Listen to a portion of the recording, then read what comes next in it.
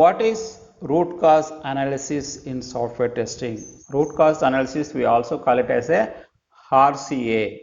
So root cause analysis is also a technique which we use to answer for the issues which is happening in a given project. Let's say if we get into a particular issue or we get into a particular problem, then we will be using this root cause analysis to find out why that problem has occurred, why that issue has happened, or why that defect has been logged, why that defect has not been identified earlier, and so on. So that is the purpose we use root cause analysis in software testing.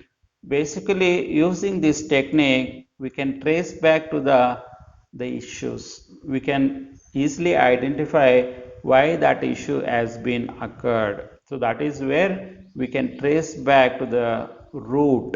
So using these techniques, we can get the answer. We can get the answer, especially in the software testing world. There are so many defects we will get unnoticed, or it might have missed in one phase to another phase.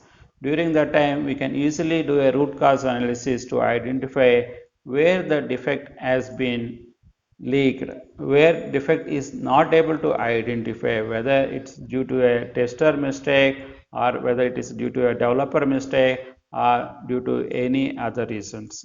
That kind of answers you can find out using this root cause analysis. There are various tools available to perform the root cause analysis. Majorly, there are three tools will be used in IT industry. One is payout chart, which is 80:20. All the issues, major issues, let's say for example 80% of the issues will come from 20% of the functionality, something like that. 80:20 rule will be applied on any aspects, even during to identify where the issues are.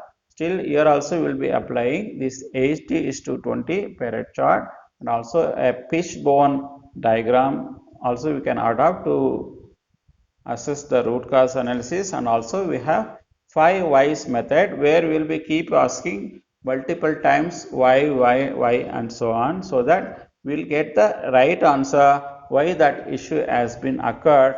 When we have a team members, when we keep asking this why with your team member, then we'll start getting the answer very easily from your team member, why that issue has come out, why that issue you can easily identify it, or why that issue is not catched earlier, what is the really the problem for that issue, and so on. We can easily identify using these 5 why methods.